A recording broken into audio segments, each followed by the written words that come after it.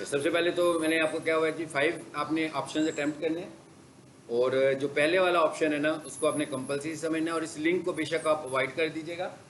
आप peak solution का जो लिंक है उसको फॉलो करना है आपने। हाँ, पीक सोल्यूशन का मतलब क्या है कि हमारे कॉलेज का जिस ब्रांच में हम लोग पढ़ रहे हैं उसके ऊपर आपने ये काम करना है। क्या काम करना है अभी आपको बता देता हूँ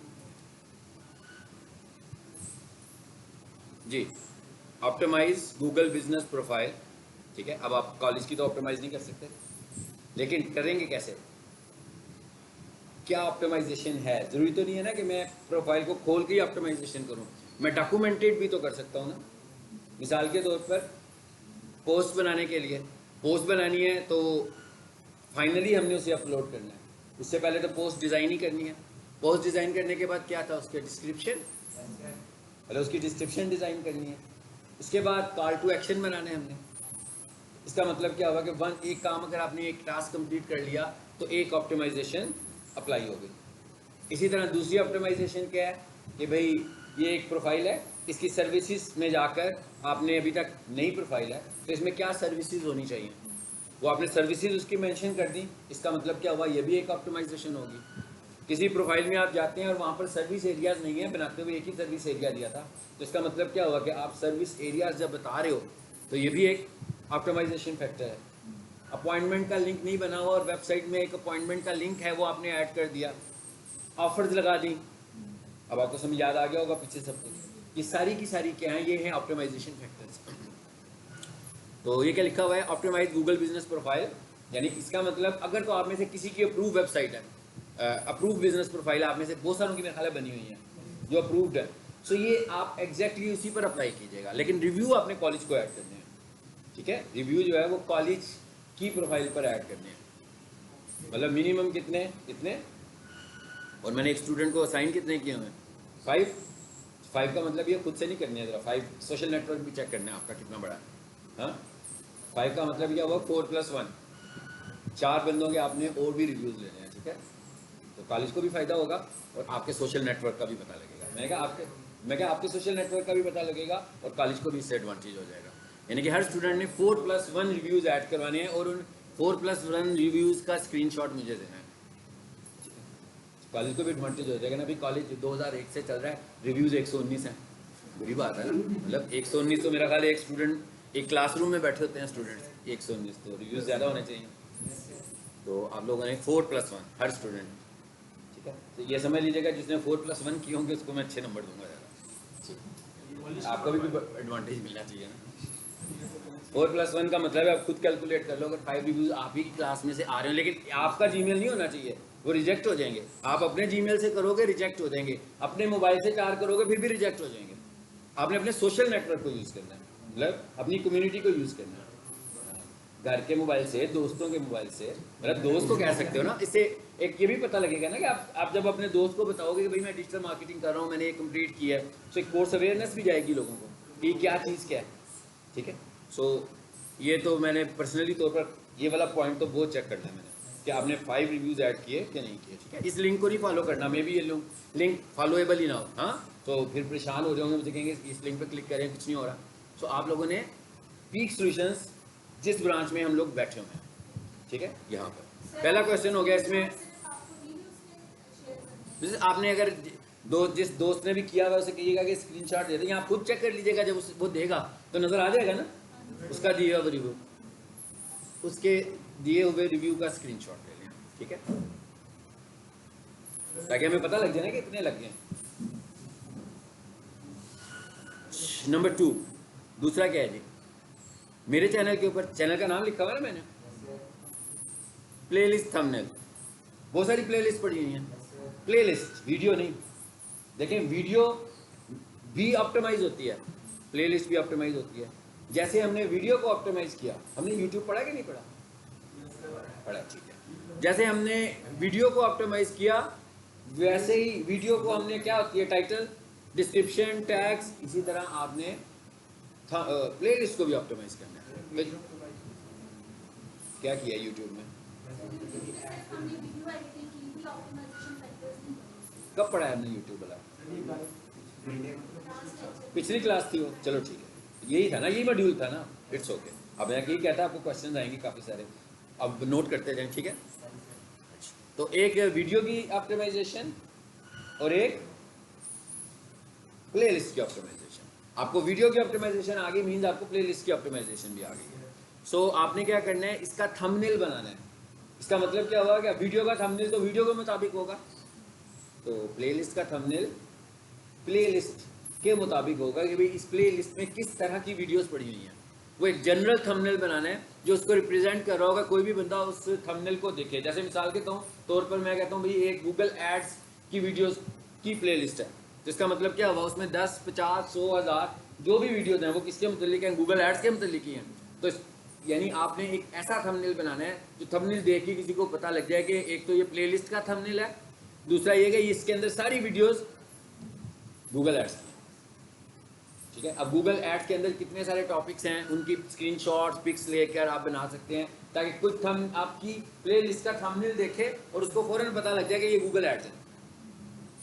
एक थंबनेल आपको पता है मेरी चैनल पे कितनी सारी प्लेलिस्ट हैं, बहुत सारी हैं, मतलब हर बैच की एक अलग प्लेलिस्ट बनी जाती है।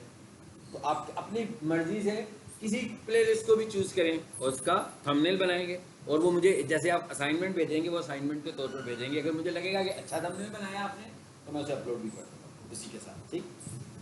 तो इसका मतलब क्या हुआ, इस सारे काम करने के लिए आपको मेरे चैनल के एक्सेस की ज़रूरत नहीं है, आपने सिर्फ थंबनेल डिज़ाइन करना है। मतलब आपने प्लेलिस्ट को चेक करना है, जो आपको अच्छी लग रही है उसके हिसाब से थंबनेल डिज़ाइन करना है, और साथ बता देना है कि आपने कौन सी प्लेलिस्ट का थंबनेल बनाया है, ताकि उसी प्लेलिस्ट के ऊपर हम उसको अप्लाई कर देंगे बाद में। 2 हो गई। तीसरे नंबर पर तीसरा क्वेश्चन क्या है, और मैंने कहा था कि पहला वाला लाजमी है, हाँ, ये जिसमें मैंने 4+1 कहना, कि छोड़ नहीं सकता कोई, ये लाजमी करना है आपने।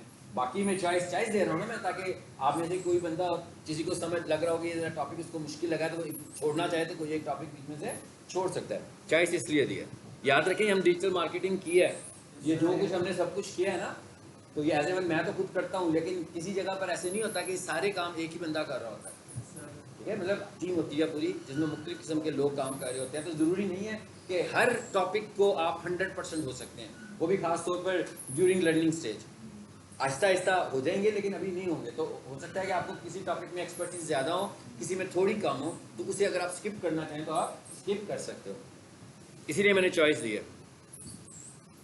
4 नंबर पर क्या आ रहा है जी, promote online digital marketing course on Google using search ads and display ads, ठीक है। अब ये आपने ऐड बना कर देना है, ठीक है। मैं आप समझ लो कि मैं एज ए क्लाइंट ये रिक्वायरमेंट दी है। अब वो कैसा होना चाहिए, कैसी ऑडियंस टारगेट होनी चाहिए, जब डिस्प्ले ऐड होगा तो क्या कुछ वेबसाइट्स को टारगेट करना है, कुछ यूट्यूब चैनल्स को टारगेट करना है, वो कौन से वाले होंगे, क्लाइंट तो नहीं बताएगा आपको देखना है, आपको रिसर्च करनी है। सो आपने क्या करना है, promote online digital marketing course on Google, ठीक है। इसको यूँ समझ लो, ये आपने कैसी कैंपेन एक बनानी है, ये आपने कैसी कैंपेन बनानी है कि सपोज करें जी मैं ऑनलाइन टीच कर रहा हूँ थ्रू आउट द वर्ल्ड। इसका मतलब क्या, ऑनलाइन तो भी थ्रू आउट द वर्ल्ड कर सकता हूँ ना। किसी ने भी कोर्स करना होगा जूम पर, मैं पढ़ा भी रहा हूँ ऑलरेडी जूम के ऊपर, तो आप जूम पर किसी को भी पढ़ा सकते हैं ऑनलाइन। तो आपने ये वाली एक कैंपेन डिज़ाइन करनी है, ठीक है। इसमें इमेजेस भी आने चाहिए, क्या ख्याल है, डिस्प्ले ऐड में जा रहे हैं ना, इमेजेस तो होंगे। मैं क्या, डिस्प्ले ऐड भी है, सर्च ऐड भी है, ये 2 काम है। अब किसी को ये काम ज़्यादा लंबा लग रहा हो तो छोड़ना चाहे तो छोड़ सकता है, हाँ। लेकिन एक चीज़ याद रखिए, मैं तो चॉइस दे रहा हूँ ना, जो सही डिजिटल मार्केटर्स बैठे हुए ना इस क्लास में, वो कोई भी नहीं छोड़ेंगे। क्योंकि अगर आप कोई चीज़ छोड़ोगे तो इसका मतलब तो यही हुआ ना कि आप बिल्कुल ही उसको इग्नोर कर रहे हो, और जिस चीज़ को आप शुरू में ही इग्नोर कर दोगे तो फिर उसको आगे लेकर चलेंगे कैसे।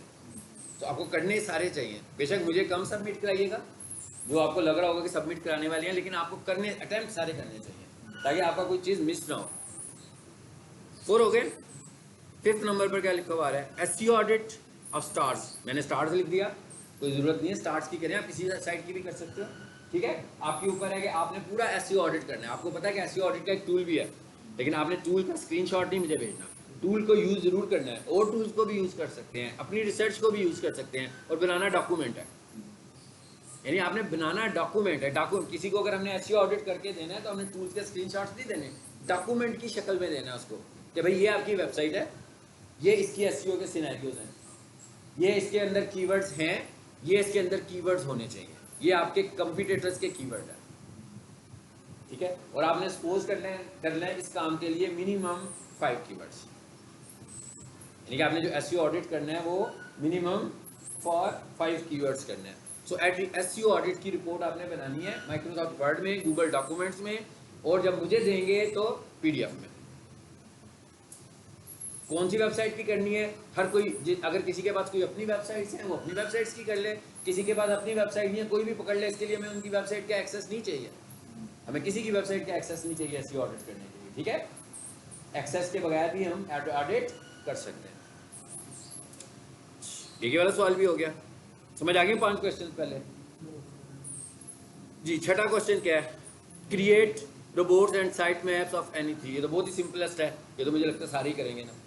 रोबोट्स फाइल बनाना और साइट मैप फाइल बनाना तो बहुत ही आसान है, इसके लिए भी हमें किसी की वेबसाइट का एक्सेस नहीं चाहिए, जनरेटर्स है ना हमारे पास, नहीं करना है, जाग जाओ जी। आगे 6 हो गए। 7वां क्रिएट, अब ये फेसबुक का, ये जो अभी हमने आखिरी मॉड्यूल पढ़ना है, ये जब आप पढ़ लोगे तो आपको समझ में भी आ जाएगा मैंने क्या क्या पूछा है। Create and optimise Facebook page, यानी आप लोगों ने एक फेसबुक पेज बनाना है ऑफ डिजिटल मार्केटिंग स्किल्स, ठीक है ना। स्किल्स के हवाले से, ट्रेनिंग के हवाले से, सर्विसेज के हवाले से, मतलब ये सारी उसकी डोमेन्स हो सकती हैं उस पेज की। एक आप लोगों ने पेज बनाना है, उसको ऑप्टिमाइज करना है। ऑप्टिमाइज का मतलब क्या होता है कि पेज को अच्छे तरीके से इंफॉर्मेशन प्रोवाइड करेंगे, अच्छा सा कवर फोटो लगाएंगे, ठीक है, प्रोफाइल पिक्चर लगाएंगे, अबाउट सेक्शन डिफाइन करेंगे, पोस्ट लगाएंगे अच्छी डिस्क्रिप्शन के साथ। तो इसका मतलब है कि हमने पेज को ऑर्गेनिकली ऑप्टिमाइज किया है, ठीक है। अभी हम पढ़ेंगे तो आपको और पता लग जाएगा। And finally add me as admin, और हम अपने पेज को, जैसे हम बिजनेस प्रोफाइल को परमिशन देते थे, इसी तरह हम पेज को भी परमिशन देते हैं। तो सब ने जब ये सारा काम कर लेना, कम से कम उसमें कोई 5 से 10 पोस्ट तो होनी चाहिए ना, ताकि मैं उसको एनालिसिस भी कर सकूँ कि क्या किया हुआ इसने। तो उसके बाद आपने मुझे उसका एडमिन बना देना है, ठीक है। मेरे फेसबुक आईडी से, फेसबुक आईडी में आपसे ग्रुप में अपना शेयर करूँगा, और कैसे एडमिन बनाना है ये भी मैं पढ़ाऊँगा। मैंने कुछ नहीं पढ़ाया, ये जब मैं बताऊँगा तो आपको पता लग जाएगा कि ये सारे टास्क कैसे होने हैं, ठीक है, क्योंकि ये वाला मॉड्यूल हमारा रनिंग मॉड्यूल होगा। उसके बाद क्या है, create video with maximum 50 seconds with digital marketing orientation and boost video add. ये वीडियो आपने अपनी खुद बनानी है, अब कैसी बनानी है ये आपके ऊपर डिपेंड करता है। पिक्टोरियल फॉर्म में कि मेरी तरह सेशन करना है, वेबिनार सेशन में आपने एक डिजिटल मार्केटिंग की एक ओरिएंटेशन सेशन करना है, छोटा सा करना है, क्योंकि हम ये किस पे कर रहे हैं, 50 सेकेंड्स का क्या है मैंने, हो सकता है वीडियो बड़ी बना रहे लेकिन उसको ट्रिम करके 50 सेकंड में ले जाएं, जैसे मैं बोल रहा हूँ इस तरह की। एक दूसरी क्या है, पिक्टोरियल फॉर्म में, जैसे आपको अक्सर ऐड नजर आते हैं तस्वीर की शक्ल में, बैकग्राउंड में म्यूजिक होता है, साथ सारी चीज़ें पिक्चर की शक्ल में, ठीक है, गो थ्रू हो रही होती हैं, स्क्रॉल हो रही होती हैं। तो ये आप लोगों ने भी एक ऐड बनानी है 50 सेकेंड्स की, and boost video add. Boost का मतलब ये भी हमारा टॉपिक फेसबुक का आएगा, जैसे हम गूगल एड्स को चला रहे थे इसी तरह फेसबुक पर भी ऐड चलाएंगे तो इसे बूस्ट करना बोलेंगे। तो ये 2 टॉपिक तो जब मैं आपको पढ़ाऊंगा तो आपको समझ में आ जाएंगे, क्योंकि मैं ऐड बूस्ट भी करूंगा, मैं आपको पेज एडमिन बनाकर भी दिखाऊंगा, मैं आपको पेज ऑप्टिमाइज भी करूंगा, यानी ये सारे काम मैं खुद करूंगा यहाँ पर क्लासरूम में। हो गया पूरा?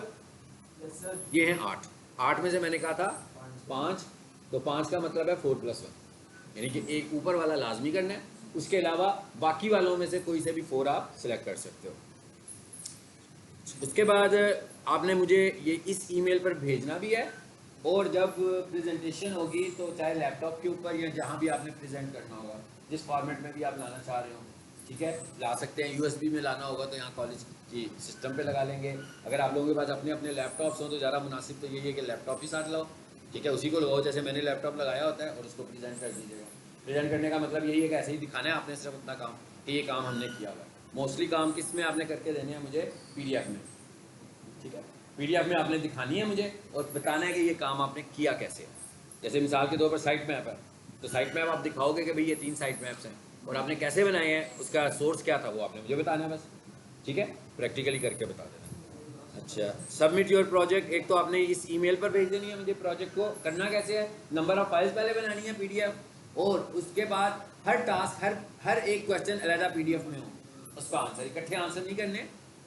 उसके बाद जब ये फॉर एग्जांपल 5 फाइलें बन जाएंगी आपकी, 5 नहीं बनेगी, 11 बनेगी, कई थंबनेल्स भी हैं, है ना, इमेज थंबनेल्स भी है ना, तो ज़्यादा होंगे। उसके बाद फाइनली आपने क्या करना है, उसका एक फोल्डर बना के और उनको क्वेश्चंस का नाम दे देना फाइलों को, कि क्वेश्चन नंबर 1, क्वेश्चन 2, क्वेश्चन 3, यहाँ से जो से नंबर का क्वेश्चन अटेम्प्ट किया, और उसके बाद उसको जिप कर देना। जिप करके आपने मुझे ईमेल कर देना। यहाँ पर समझ आ गई बात के नहीं? 5 क्वेश्चन थे, क्वेश्चन नंबर 5, क्वेश्चन नंबर 3 बन गए, एक फोल्डर में रखा, फोल्डर को जिप किया, ठीक है ना, उसका नाम अपने नाम और रोल नंबर से रख लीजिएगा, जो भी कॉलेज वालों ने आपको दिया होता है, ठीक है, बेशक अपना नाम रख देना, वैसे ज़्यादा बेहतर बात है वो जो रजिस्ट्रेशन आईडी होती है, जो एग्जामिनेशन स्लिप पे भी लिखी होती है, तो वो लिख दीजिएगा और उसको जिप कर दें।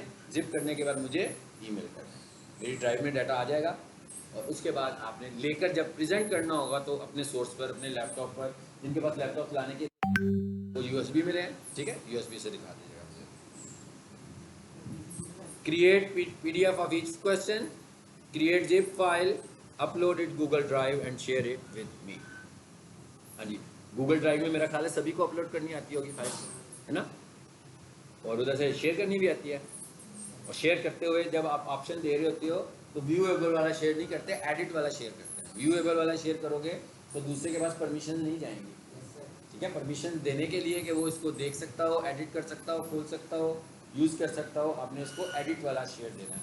व्यू वाला दोगे तो परमिशन की ज़रूरत होगी, सब नज़र आएगा और कुछ नहीं कर सकता उसके। ये है आपका प्रोजेक्ट, ये मैंने आप लोगों से शेयर कर दिया, नंबर 1। ये तो हो गया एक प्रोजेक्ट वाला पार्ट जो आपका 30 मार्क्स वाला पार्ट होगा, और जो 70 मार्क्स वाला पार्ट है वो आपका पेपर है MCQ टाइप का, जो आपने कॉलेज में देना होता है। आप जो लोग स्टूडेंट्स हैं उनको पता है कि वो कैसे होता है। उसके लिए मैंने आपसे कुछ MCQ शीट से शेयर की हैं, उनमें से एक शीट होगी जो आंसर्स के साथ होगी, और एक शीट आपको टेस्ट करने के लिए भेजिएगा, आप खुद से अपने आप को भी टेस्ट कर लें, उसमें आंसर्स नहीं लिखे हुए, ठीक है। वो जो आंसर वाली शीट है उसमें मेरा ख्याल है 100+ क्वेश्चन होंगे, उन्हीं में से हर स्टूडेंट को कोई 30 एक क्वेश्चन आएंगे पेपर में। तो इसका मतलब है आप पेपर के लिए उन क्वेश्चंस को तैयार कर लीजिएगा। सही, सब कुछ मैंने शेयर कर दिया है। अगर आपको कुछ चीज़ कंफ्यूज कर रही है तो अगली क्लास में आकर फिर मुझसे डिस्कस कर लीजिएगा, घर जाके जब देखेंगे तो नेक्स्ट क्लास में मुझसे आपने डिस्कस कर लेना। सो ये था आपका प्रोजेक्ट कैसे होगा।